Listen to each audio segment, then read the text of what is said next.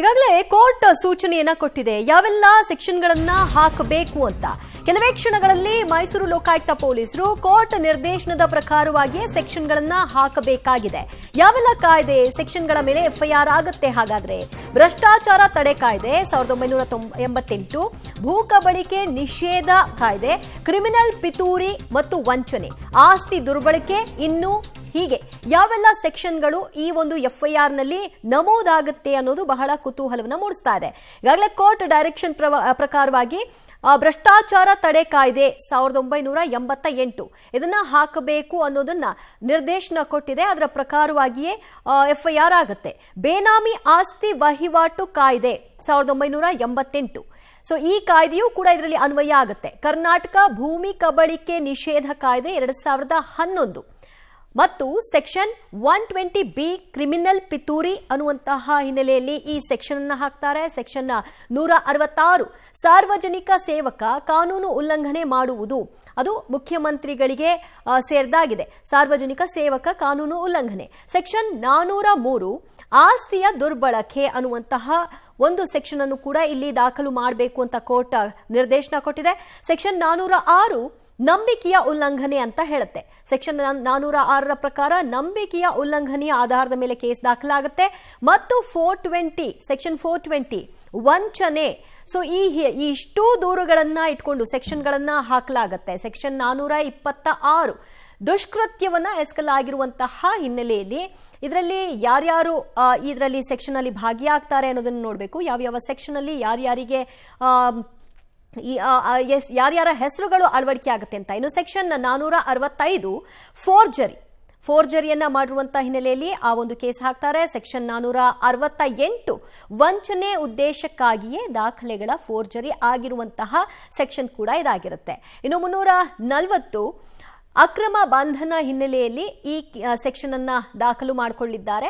351 ಇತರರಿಗೆ ಹಾನಿ ಮಾಡುವುದು, ಈ ಮೂಲಕವಾಗಿ ಇತರರಿಗೆ ಇದರಿಂದ ಹಾನಿಯಾಗಿರುವ ಕೇಸ್ ಕೂಡ ದಾಖಲಾಗುತ್ತೆ. ಮತ್ತು ಪ್ರಿವೆನ್ಷನ್ ಕರಪ್ಷನ್ ಆಕ್ಟ್ ನ ಅಡಿಯಲ್ಲಿ ಸೆಕ್ಷನ್ 9 ಸಾರ್ವಜನಿಕ ಸೇವಕನ್ನ ಕರ್ತವ್ಯ ಲೋಪದ ಹಿನ್ನೆಲೆಯಲ್ಲೂ ಕೂಡ ಒಂದು ದೂರು ದಾಖಲಾಗುತ್ತೆ. ಸಾರ್ವಜನಿಕ ಸೇವಕನ ಮೇಲೆ ಪ್ರಭಾವ ಬೀರಿರುವಂತಹ ಕೇಸ್. ಸಾರ್ವಜನಿಕ ಸೇವಕನಿಂದ ಕ್ರಿಮಿನಲ್ ದುರ್ನಡತೆ ಪಿಸಿ ಆಕ್ಟ್ ಸೆಕ್ಷನ್ 13 ಸಾರ್ವಜನಿಕ ಸೇವಕನಿಂದ ಕ್ರಿಮಿನಲ್ ದುರ್ನಡತೆ ಎಂಬ ದೂರನ್ನು ಕೂಡ ದಾಖಲು ಮಾಡಿಕೊಳ್ಳಲಾಗುತ್ತೆ. ಇದರ ಜೊತೆಗೆ ಸೆಕ್ಷನ್ 53 ಏನ್ ಹೇಳುತ್ತೆ ಅಂದ್ರೆ ಬೇನಾಮಿ ವ್ಯವಹಾರಕ್ಕೆ ದಂಡವನ್ನ ವಿಧಿಸುವಂತಹ ಒಂದು ಸೆಕ್ಷನ್ ಇದು.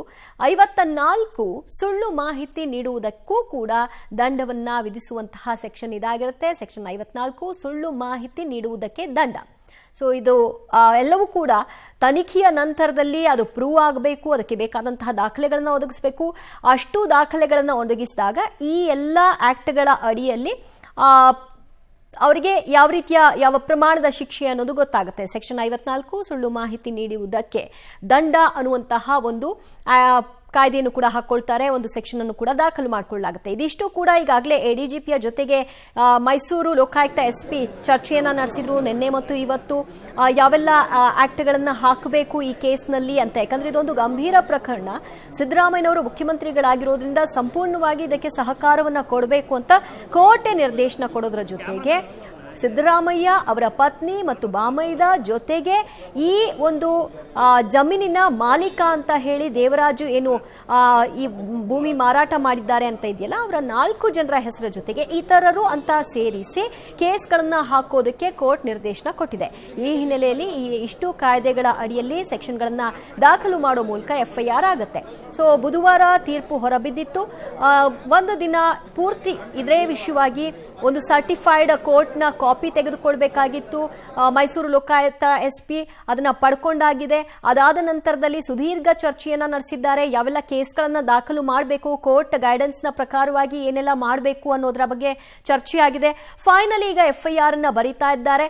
ಇನ್ನ FIR ದಾಖಲು ಪ್ರಕ್ರಿಯೆ ಇನ್ನೇನು ಕೆಲವೇ ಹೊತ್ತುಗಳಲ್ಲಿ ಮುಕ್ತಾಯವೂ ಕೂಡ ಆಗುತ್ತೆ. ಆ ನಂತರದಲ್ಲಿ ಯಾರ್ಯಾರು ಇಲ್ಲಿ ಆರೋಪಿತರಾಗ್ತಾರೆ ಅನ್ನೋದರ ಬಗ್ಗೆಯೂ ಕೂಡ ಸ್ಪಷ್ಟನೆ ಲಭ್ಯವಾಗುತ್ತೆ. ಮತ್ತಷ್ಟು ಮಾಹಿತಿ ಪಡೆಯೋಣ ನಮ್ಮ ಪ್ರತಿನಿಧಿ ಕೆಪಿ ನಾಗರಾಜ್ರಿಂದ. ಕೆಪಿ ನಾಗರಾಜ್, ಕೋರ್ಟ್ ನಿರ್ದೇಶನದ ಪ್ರಕಾರವಾಗಿ ಹಲವು ಕಾಯ್ದೆಗಳನ್ನ ಇಲ್ಲಿ ದಾಖಲು ಮಾಡಬೇಕು. ಇದೊಂದು ಗಂಭೀರ ಪ್ರಕರಣ. ಈ ಪ್ರಕರಣದಲ್ಲಿ ಮುಖ್ಯಮಂತ್ರಿಗಳು ಕೂಡ ಸಹಕಾರವನ್ನು ಕೊಡಬೇಕು ವಿಚಾರಣೆಗೆ ಅಂತ ಹೇಳೋ ಮೂಲಕವಾಗಿ ಇಂತಿಂಥ ಸೆಕ್ಷನ್ಗಳನ್ನ ಹಾಕಬೇಕು ಅಂತ ತಿಳಿಸಿದೆ. ಸೊ ಆ ಸೆಕ್ಷನ್ಗಳ ಪ್ರಕಾರವಾಗಿ ದೂರು FIR ದಾಖಲಾಗೋದಾದ್ರೆ ಮುಂದಿನ ಹಂತ ಏನು? ದಿವ್ಯಾ, ಯಾವಾಗಲೂ ಕೂಡ ಕೆಲವೊಂದು ಸತಿ ಜನರೇ ಬಂದು ದೂರನ್ನು ಕೊಟ್ಟಂಥ ಸಂದರ್ಭದಲ್ಲಿ ತನಿಖಾಧಿಕಾರಿಗಳು ತಮ್ಮ ವಿವೇಚನೆ ಬಳಸಿ FIR ಮಾಡಿಕೊಳ್ಳುವಂಥ ಪ್ರಕ್ರಿಯೆ ಮತ್ತು ಒಂದು ರೀತಿಯಂಥ ಕಾನೂನು ಪ್ರಕ್ರಿಯೆ. ಆದರೆ ಈ ಪ್ರಕ್ರಿಯೆಯಲ್ಲಿ ತಮ್ಮ ವಿವೇಚನೆಗೆ ಯಾವುದೇ ರೀತಿಯಂಥ ಅವಕಾಶಗಳು ಇರೋದಿಲ್ಲ. ವಿವೇಚನೆಯ ಅಧಿಕಾರ ಯಾವಾಗ ತೀರ್ಮಾನ ಆಗುತ್ತೆ ಅಂತ ಅಂದರೆ ಅದು ತನಿಖೆಯ ನಂತರದಲ್ಲಿ ಅದರ ತೀರ್ಮಾನ ಆಗುತ್ತೆ. ಈಗ ಇವರ ಯಾಕೆ FIR ಮಾಡ್ತಾ ಇರುವಂಥದ್ದಕ್ಕೆ ವಿಳಂಬ ಆಗ್ತಾ ಇದೆ ಅನ್ನೋದಕ್ಕೆ ನಾನು ಉತ್ತರವನ್ನು ಕೊಡ್ತಾ ಇದ್ದೀನಿ. ಯಾಕೆಂದರೆ ನ್ಯಾಯಾಲಯ ಸಂಪೂರ್ಣವಾಗಿ ಸ್ಪಷ್ಟವಾಗಿ ಇಂತಿಂಥದ್ದೇ ಸೆಕ್ಷನ್ ಅಡಿಯಲ್ಲಿ ಈ ರೀತಿಯಾಗಿ ನೀವು FIR ಮಾಡಬೇಕು ಎನ್ನುವಂತಹ ಸೂಚನೆಯನ್ನು ಕೊಟ್ಟಿದೆ. ತನಿಖಾಧಿಕಾರಿ ವಿವೇಚನೆಗೆ ತಕ್ಕಂಥ ಸೂಚನೆಗಳನ್ನ ಕೊಟ್ಟಿಲ್ಲ. ನ್ಯಾಯಾಲಯ ಸ್ಪಷ್ಟವಾಗಿ ಸೂಚನೆ ಕೊಟ್ಟಿದೆ. ಹೀಗಾಗಿ ಈ ಪ್ರಕರಣದಲ್ಲಿ A1 ಆಗಿ ಸಿದ್ದರಾಮಯ್ಯನವರು, A2 ಆಗಿ ಪಾರ್ವತಿ ಸಿದ್ದರಾಮಯ್ಯನವರು, A3 ಆಗಿ ಸಿದ್ದರಾಮಯ್ಯನವರ ಬಾಮೈದ ಆಗುವಂಥದ್ದು ಸ್ಪಷ್ಟ. ಯಾಕಂದರೆ ಕೋರ್ಟ್ನ ನಿರ್ದೇಶನ ಆ ರೀತಿಯಾಗಿದೆ. ಕೋರ್ಟ್ ಭಾಳ ಗಂಭೀರವಾಗಿ ಹೇಳ್ತಾ ಇರುವಂಥದ್ದು ಭ್ರಷ್ಟಾಚಾರ ತಡೆ ಕಾಯ್ದೆ 1988, ಬೇನಾಮಿ ಆಸ್ತಿನ ವಹಿವಾಟು ಕಾಯ್ದೆ 1988, ಕರ್ನಾಟಕ ಭೂಮಿ ಕಬಳಿಕೆ ನಿಷೇಧ ಕಾಯ್ದೆ 2000 ಅನ್ವಯ ಪ್ರಕರಣ ದಾಖಲಾಗಬೇಕು ಅನ್ನುವಂಥದ್ದು. ಇವು ಇಡೀ ಸೆಕ್ಷನ್ಗಳಲ್ಲಿ ಭಾಳ ಗಂಭೀರವಾದಂತಹದ್ದು. ಒಟ್ಟು 10 ಸೆಕ್ಷನ್ಗಳ ಅಡಿಯಲ್ಲಿ ಸಿದ್ದರಾಮಯ್ಯನವರ ವಿರುದ್ಧ ಈಗ ಇನ್ನೇನು ಕೆಲವೇ ಕ್ಷಣಗಳಲ್ಲಿ FIR ದಾಖಲಾಗ್ತಾ ಇದೆ.